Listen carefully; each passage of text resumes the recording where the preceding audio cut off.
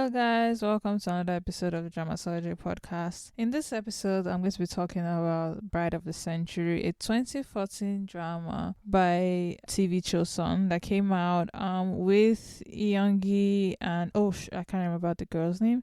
But yeah, it's a drama that it's a favorite of mine. I've watched it a billion times, I'm the kind of person that I watch a drama often if I really like it.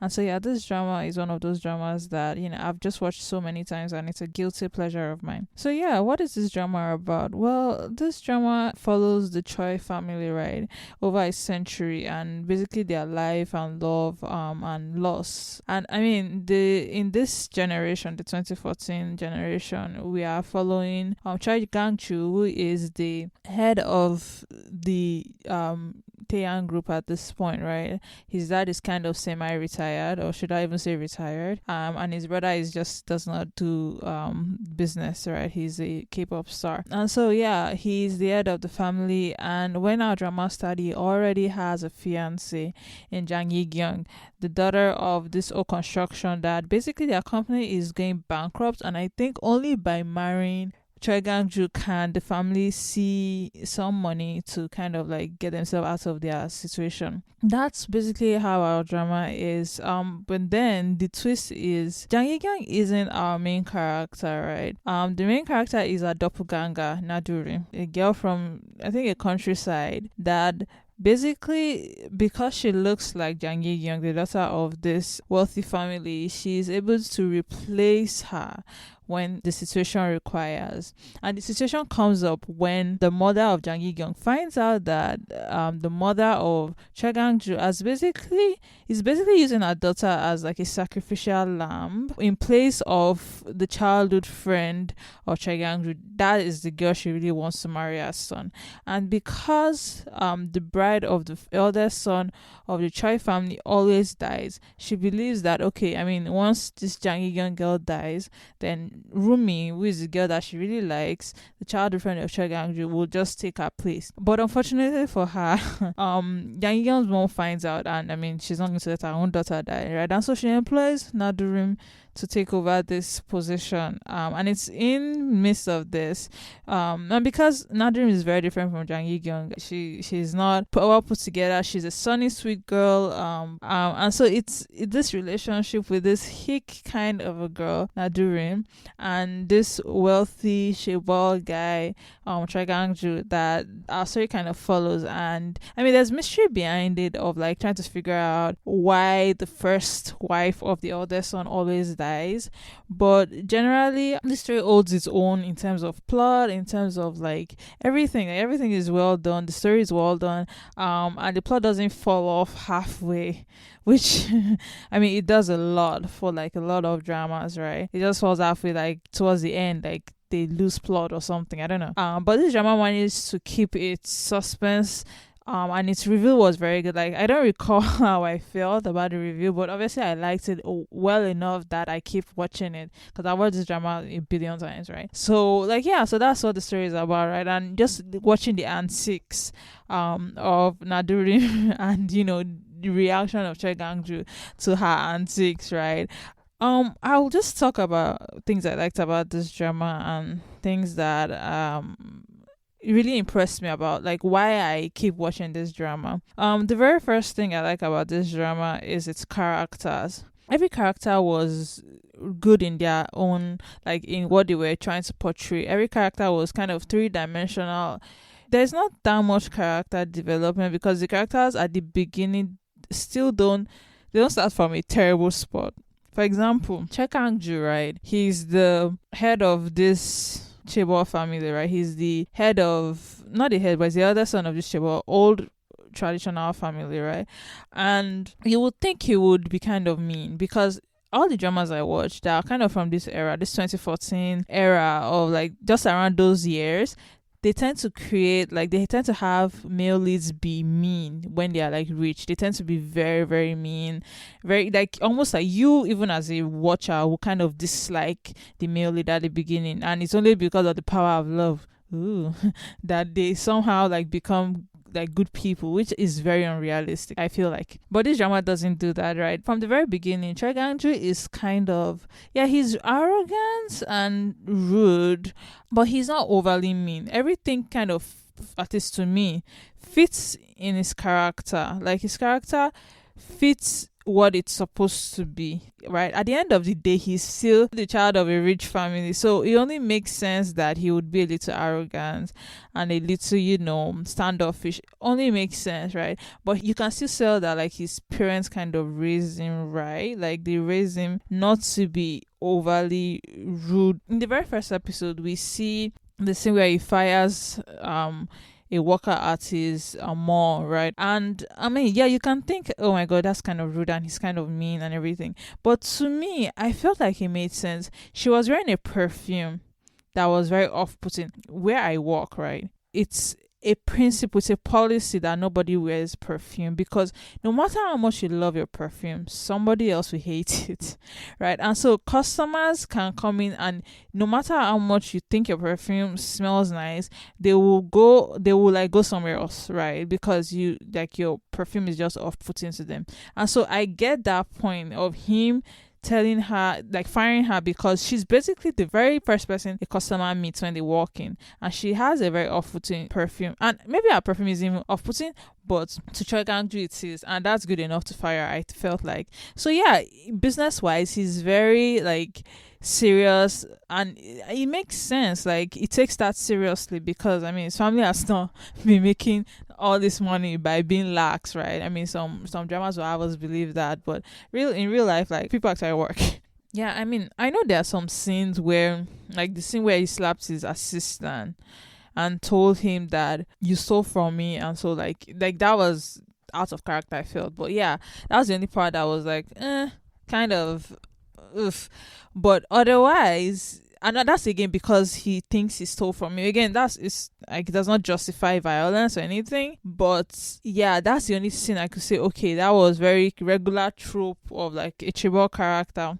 But generally, that he was well written, arrogant, but not mean, and he knew his job. Like he actually did his job. He actually went to work, right? And so from the very beginning, like we could see that he was not particularly interested in Jang Hee-kyung, right? And again, it comes back to the fact that he's very responsible. But Jang Hee-kyung was not somebody that he was in love with, right? He made it very clear. I don't know why she was offended by that, like in the very first episode when he mentioned that. I mean, that's the relationship they had. He's very responsible, so his friends arrange a marriage, and he thinks, yeah, she's good enough, I'll marry her, and that'll be that, right? We'll like have kids and grow old and be like our parents, because they are like his mom and dad are kind of like that. And I think that's probably what he expected for his own relationship, and he was fine with that, right? Because it meant the betterment of his group. But then falling in love in Nadurim, like little by little, like seeing her antics, right? Because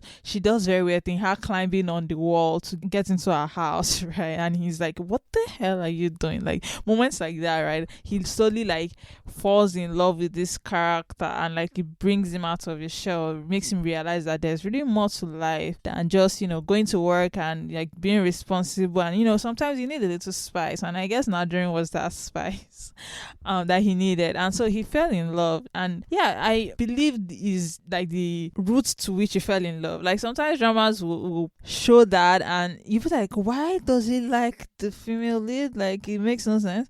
But this drama actually, like I could sense moments where he was falling in love with her, and so yeah, it was very nice character. Yeah, another character that I really like is the character of the ghost, mainly because I could not place what, and I'll talk about like the story line as one of the things I like about this drama. But the ghost was a character that, I mean, you didn't think that Choi Kang-ju knew about her, right, till I think a couple of episodes in, where it's revealed that basically she's been with him as he was growing up, because I think he was kidnapped when he was a lot younger, and she was basically the one that got him back home or something like that. And so she's been with him for a long time. But I mean, throughout the drama never makes it seem like the ghost was ever a villain, and I really enjoyed the character of the ghost, because she was really a young girl at heart as well. Like she was very she was a young girl at heart, but at the same time she appeared like an adult, like an old person. So it was very interesting just watching her act, her like talking to like Nadurim and like playing with her and stuff like that. It was very nice. Then another character I really like, not that much actually. She doesn't really compare to Choi Kang-ju, right? Is Nadurim. But I feel like I have to mention her, right? Because she's the female lead. Yeah, she was lovely. The actress really acted the two different girls very differently. And so I could always tell who was who, which is very good. Like when an actor can do that, like I have to give them a thumbs up. Nadurim herself wasn't particularly impressive as a person, in the sense that there's nothing about her that's particularly charming, right? Maybe it's because she's not charming that Choi Kang-ju falls in love with her, but she's not particularly special that I felt like you could have almost swapped her out with anybody else and it would have worked out. But that said, she's who Choi Kang-ju falls in love with. It's her antics, it's her sweetness, her kind of bumpkin countryside kind of behavior that he likes, right? And so whatever, like if that's what he likes, good for him. But she wasn't particularly impressive. But that said, I still enjoyed her character. She wasn't annoying, which is good enough for me. When a female lead is not annoying to watch, I'm set. Like the story will work for me. Like I won't have to like turn off the TV because I can't stand the antics of the female. But her antics aren't too bad. Then another character I really enjoyed, and I think she's my favorite character because she's the only one that I think really showed the character growth I liked the most, and that's Rumi's character. That's Choi Kang-ju's childhood best friend, right? The friend that she's basically been with him throughout his life, right? They grew up together and she's really the choice of the mom, right? And in an ideal world, if Nadurim had not existed, most likely she would have been the one to end up with Choi Kang-ju. But I mean, we are all glad she didn't because they kind of paired her with Jung-in at the end there. But yeah, she's a character that at the beginning I disliked her because it made no sense to me. If a guy is engaged, like he has his relationship set, like he's getting married, why would you lower yourself to try and be begging him to like love? Like if a guy is not coming to you and telling you like he loves you and stuff like take the L, like, and just end it. Like why would you like put yourself through that pathetic, insecure, like it was very difficult to watch her at first, right? But she grew up quickly, right? And when she decides to like put down her like interest in Choi Kang-ju, and I understand where the interest came from, having that someone you've known all your life that is that impressive. Choi Kang-ju is the best she could have done. Like, right, he's the top tier, right? So like there's no one that's going to be better than him except maybe Jung-in. Jung-in is very cute. But again, it's still like that best meal that you could ever like attain to get, right? So I understand where she's coming from. Like she's kind of been groomed since she was young to kind of fall in love with. It's very hard not to have. But yeah, anyway, she lets that go at some point in the drama, right? Which the minute she does, she becomes a character that I just love. I mean, she goes from this bitch to basically almost Nadurim's best friend. Rather than Jinju, she was like this character that basically she was their therapist, right? At some point, first of all, she's one that notices that Nadurim is different from Jang Hee-kyung. That speaks volume to how smart she is. I think at some point she comes to his office and she's like she points out the fact that Jang Hee-kyung is not wearing the ring that Choi Kang-ju gave her, and she's like, it's almost like Choi Kang-ju, you put it on somebody else. She was the catalyst that he needed to think of the fact that it's possible that Jang Hee-kyung is not the same person as Nadurim. And then later, she's also the one that comes and gives him the ring, right, that Nadurim leaves, I think by a tree or something. And she was the one that like comes and hands it to him that, yeah, it's a different person you gave the ring, right? Basically tells him the truth. And she's also the one that goes and comforts Nadurim about this whole situation, and you know, how just being there for Nadurim and trying to come, are you sure you won't regret this? And you know, she's also the one that, I mean, she's like a therapist. She's a therapist at some point, like at this point, like, because she's also the one that goes to Choi Kang-ju when he's pissed, because he's pissed, right, that they basically lied to him this whole time. And so she's also the one that goes to Choi Kang-ju and is like, you know, if you love, like she listens and she comforts him, and like she loves you, and she didn't want you to be hurt by this. So like she's a very well written character, I felt like.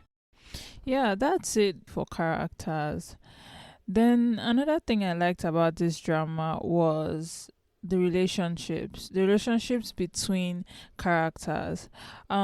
In particular, I want to spotlight the relationship between Choi Kang-ju and his dad. This drama does a good job of showing us the relationship that Choi Kang-ju has with his dad, because his dad is kind of a good person. He's a very, very good person, and I mean, he's been dealt a bad hand by his wife's mom, basically his mother-in-law. And he's kind of morose, kind of he's not a happy person. Okay, I guess I shouldn't say he's sad. He's just very reserved, and probably because of the loss he had. Like, he lost his wife the day after the honeymoon. So I get it. But that said, like, he never once makes it seem like it's his wife's fault. Yes, I know he isn't very affectionate, but I mean, I don't know what she expected. He never wanted to marry her in the first place, right? But you know, I'm sure she like begged or something, like, especially when his wife had died. So yeah, I mean, he was never resentful towards his wife. And I remember specifically when he finds out that it was his mother-in-law that killed his first wife, and he basically says he doesn't want his wife to find out because he knows just the kind of person she is, and that she'll blame herself for it. So that just shows how much of a good person he is. And I sense that even with his relationship with Choi Kang-ju, like, his relationship with his son is very proper, a little too proper. Like, and when I mean proper, I mean like there's nothing I can say wrong about their relationship. It's just that good. He can tell his dad anything, right? And we see those moments where he basically confides in his dad about things. And I can see where Choi Kang-ju gets his character from, because his dad is very forgiving, he's very nice. Like, when he found out about like Nadurim line, his first reaction was not to berate or like insult her like everybody else, but to, you know, just go find out what happened. And you know, he believed in his own judgment about Nadurim. And so his relationship with his son is very nice to watch. There wasn't any drama, even though he's technically not the child that his dad would have wanted, because he's not the child of his first wife. And I mean, Choi Kang-woo knows this, right? And this is also never a problem for him. Like, he knows that his mom is not the love of his dad's life, right? But they are all very mature about it, right? They've lived like 20 something years, 30 something years at this point. So nobody is like, it's not Mark Jang in that sense. You know how like dramas with that kind of plot setup will have the son very like angry to his dad, angry at his dad, you know, taking his mom's side. But no, the mom is mature, the dad is mature, and that reflects in their relationship. So yeah, all very mature relationships that he had going on. So I really enjoyed that part of the drama. Another major part, and I'd say the major part of why I like this story is actually because of the plot, right? The storyline is very well written, that I was invested in the mystery of, you know, basically how does all the first wife die, right? At the beginning, right? The first person we find out what happened, right, to his first wife was the dad, right? We know that, okay, yes, the father's wife was killed by his mother-in-law, like the mother-in-law killed his first wife, right? And so yeah, that makes sense, right?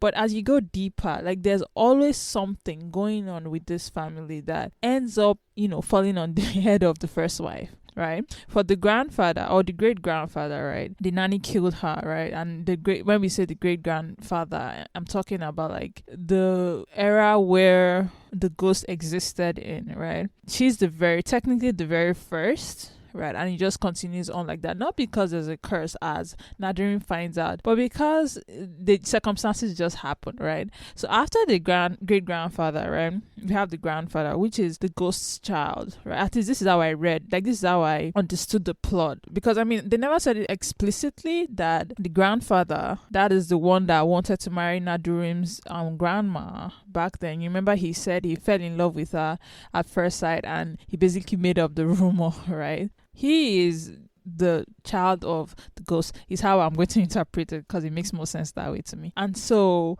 his first wife runs away, actually runs away. It's not because she dies or anything, right? And that's Nadrim's grandma, right? And then the father, we find out that, oh, it's because the mother-in-law killed her. And then Chekangju, right? And so Nadrim is technically supposed to die, but this is, I guess, the end of the the plot, right? So she survives, right? Because she was never really going to die. Because the first wife never died because of a curse, right? But yeah, I was mind blown when I like figure out, oh my god, like this is why all this is happening. Like just even the fact that like Nadrim is the reincarnation of Buni, which is the daughter of the nanny, right? And so it makes sense kind of that Jang Yi-kyung is the daughter of the woman, like the nanny, right? I guess the only thing that does not make sense is how like they are split. Like Jang Yi-kyung and Nadrim should technically be the same person, right? My own understanding of that was that regardless, right, the nanny, the character of the nanny is supposed to have a kid that looks like Nadrim, right? And so it makes sense that, okay, Yi-kyung is her daughter. The way I understood the plot was that, yeah, okay, so the nanny has a child, Jang Yi-kyung, right? I guess I should stop calling her the nanny. She's Jiran in like the modern day, right? Jiran has a child, that's Yi-kyung, right? But then I think because of what Nadirim did back in the day, like Buni, that is, because of what she did, I think it's like they split, like they are stole. The reincarnation of Buni is Nadirim, right? Without a doubt. Clearly, it's not Jang Yi-kyung, or the ghost would have given the good luck charm to Jang Yi-kyung from the beginning, right? So it's obviously Nadirim, right? And so yeah, I think it was like a split soul kind of situation, because the goodness of Buni, right, is not something that can be contained in like the child of that like nanny, because that nanny is like a wicked person, right? So that's how I kind of understood it. So yeah, like story was well done. The dichotomy of Nadirim and Jang Yi-kyung, like it was very good. I'm surprised that like he didn't notice earlier that she was a different person, because I felt like it was obvious. Maybe it's just me, but I felt like it was very, very obvious. Yeah, so that's it for this episode. If you guys have a specific drama that you'd like me to review, let me know, like in the comments or like on Twitter or Facebook, right? Yeah, so yeah, thank you for listening. It's always fun to like talk about dramas, and you guys let me know what you would like me to talk about, and I will try my best to deliver. That's it for this episode. Thank you. Have a nice day. Bye.